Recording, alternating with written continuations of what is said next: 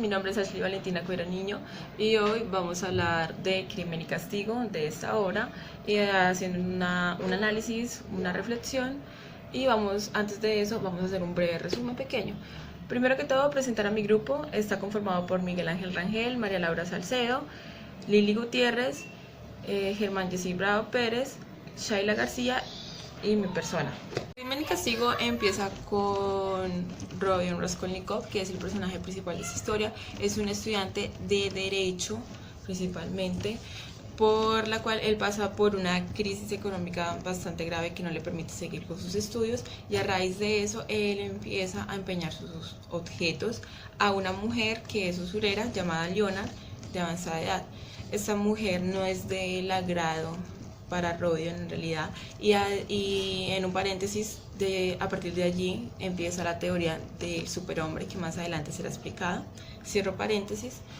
Luego de eso, Raskolnikov, antes de lo que va a pasar, Raskolnikov conoce a varios personajes secundarios. Marmeladov, que es un hombre que es funcionario público. Raskolnikov conoce a la familia de este hombre es un borracho. En realidad tiene varios hijos, pero principalmente consta de su hija Sonia, que es un apoyo moral muy grande para Raskolnikov más adelante en la obra. También será explicado por qué. Bueno, luego de todo eso, Raskolnikov decide implementar la teoría del superhombre, o sea, más que economía, la teoría del superhombre, porque él pretendía sacarle dinero a la usurera, porque va a asesinarla. Sí, él la asesina, pero antes de eso, según todo, se basa en la teoría del superhombre, porque su teoría habla de el ser superior para beneficiar a la sociedad, asesinando a una persona que es una plaga. Él dice ser que es un ser superior. Luego de esto sucede todo. Raskolnikov asesina a la mujer con un hacha, y de allí está su psicología, que él también habla del remordimiento. Él dice que sentir remordimiento y culpabilidad es para gente inferior, y él cree que es un ser superior. Él se compara con tres personajes esenciales que también más adelante se los explicaré. Él cree que después del asesinato no va a sentir esa culpabilidad, pero su mente empieza a jugar con él.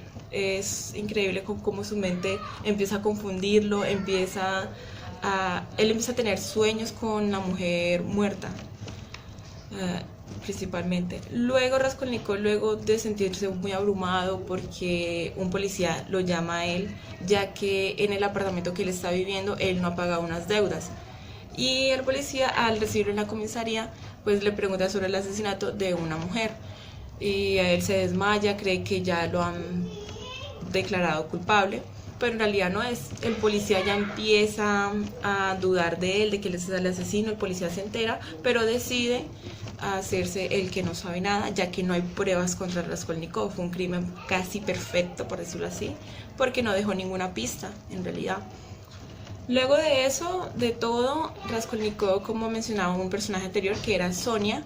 Sonia es la hija de Marmeladov, como decía anteriormente, y ella es un apoyo moral para este muy grande, porque es quien al final lo guía, le dice que debe entregarse por lo que hizo, ya que Raskolnikov le comenta a ella el asesinato que cometió. Y de allí Raskolnikov él se entrega, es llevado a Siberia, a la cárcel de Siberia por 9 años, en donde Sonia lo espera. En realidad estos dos personajes se enamoran, Raskolnikov y Sonia se enamoran, y vemos que todo el contexto sucede también por la familia, ya que Raskolnikov tenía una hermana llamada Dunia, y Dunia se iba a casar con un hombre, según ella porque ella amaba a ese hombre, pero en realidad era por dinero, ya que su familia presentaba una situación económica. Entonces vamos ahora a ir con el análisis de la historia. Vamos a hacer una pequeña reflexión. Y pues Crimen y Castigo, más que una obra que va más allá de un simple asesinato de un personaje principal que conoce el amor de su vida y luego de estar un largo tiempo en la cárcel se casa. Bueno, Crimen y Castigo es una obra literaria, literatura rusa, es de género narrativo y realismo universal, o en otros términos, un realismo psicológico. Está escrita en tercera persona a través de un narrador omnisciente. y esta obra se ha encargado de hurgar en la personalidad y el inconsciente del hombre. También pues es una obra que trata sobre el asesinato y la propia condena. Hablemos un poco de Raskolnikov, del protagonista principal, y este hombre es un hombre impulsivo, pero a su vez un hombre sensible. Este hombre tiene un dilema y es la separación de la personalidad y las emociones. Bueno, el personaje pasa también por una grave situación, pero no es solo la situación económica que lo lleva a cometer el crimen. La razón del asesinato se basa en la teoría del superhombre, donde esta persona, este protagonista, exhibe síntomas de megalomanía. Megalomanía es que tú puedes hacerte todo, tienes aires de superioridad. E incluso él se llega a comparar con Napoleón y también con Jesús. Él dice que solo hay 3 superhombres, que son él, Jesús y Napoleón, y quiere comprobar si su teoría es cierta. Él asume que la sociedad se divide en 2 tipos de personajes, los superiores y los inferiores. Los superiores, que son los que tienen el derecho a cometer un crimen, si ayuda moralmente o si beneficia a la sociedad, y los inferiores, que son los que se encargan de reproducirse, que son una plaga. Este personaje, él cree ser de los que se disponen a los superiores, es un personaje superior, él dice que cree ser eso, y entonces él planea el asesinato, exactamente contra la usurera, que es aquella que él empeña las cosas, y es una mujer de edad avanzada, entonces él quiere asesinar a esta mujer para comprobar su teoría, para que su teoría se sostenga. La mayor preocupación de Raskolnikov, su mayor preocupación es el efecto psicológico que pueda causarle el asesinato, ya que él ve el remordimiento como una enfermedad. Y de hecho el protagonista quiere autoconvencerse de no realizar el crimen, pero al final lo hace. Lastimosamente el protagonista sufre de una crisis delatora, en donde, esta crisis delatora se debe a un juego de su mente, en donde él bloquea esta crisis por el deseo de salir de la miseria, pero nuevamente la crisis se manifiesta autojuzgándose por el crimen. Creo que me estoy haciendo entender. Pasa que la crisis delatora fue algo por lo que él retuvo antes del asesinato. Él retuvo esa crisis delatora por su situación económica y para demostrar que su teoría del superhombre es cierta.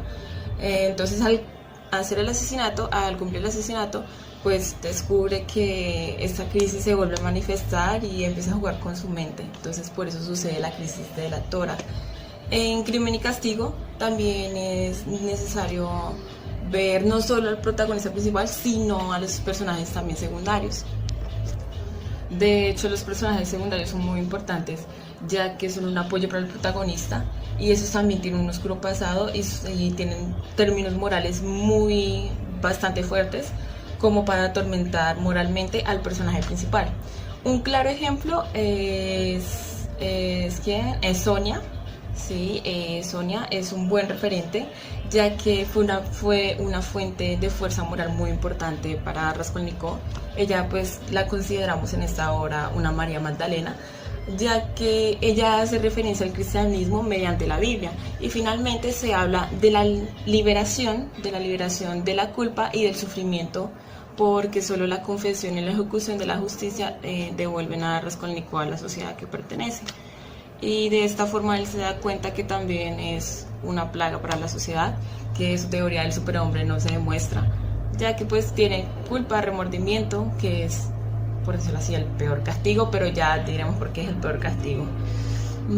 Otra cosa que debemos decir es, de hecho, el protagonista de la obra, él se hace una autocrítica y reconoce que su teoría es egoísta, que su filosofía impregna mucho egoísmo.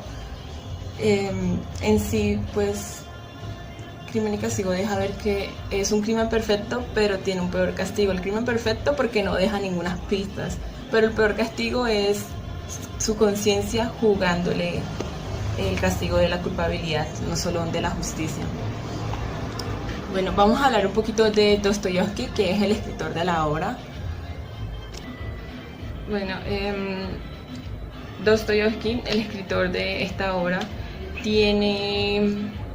estaba dotado de una mente genial en realidad, con privilegios y grandes experiencias, pero esas experiencias anímicas también inspiran sus obras. Bueno, de hecho hay una conexión entre Dostoyevsky y Raskolnikov. Sucede y pasa desde que al principio de la obra, como sabemos, Raskolnikov empeña sus cosas para sobrevivir, para sustentarse económicamente, y de hecho Dostoyevsky desde muy joven también empeñaba sus cosas. ¿Por qué razón? Dostoyevsky perdió a su madre era una mujer muy joven, y la perdió entre un promedio de 18 años, él tenía 18 años, y de hecho su padre también cayó en el alcoholismo y en la depresión. Entonces, a partir de la mala economía que tenía Dostoyevsky, él empezó a empeñar sus cosas. Entonces, esto de empeñar sus objetos de valor lo vemos muy reflejado en Raskolnikov cuando va a donde la usurera y empeña sus cosas. Luego de hablar de todo lo que sucede en la obra, de su análisis, podemos llegar a la conclusión de que es una obra que estudia dilemas morales, sentimientos de culpabilidad y superioridad, y sobre todo también inseguridad. Todo esto le sucede al personaje de la obra, y es esencialmente, Crimen y Castigo estudia esencialmente el alma humana. Entonces es muy dada a la psicología del ser humano. Y nada más que decir, muchas gracias.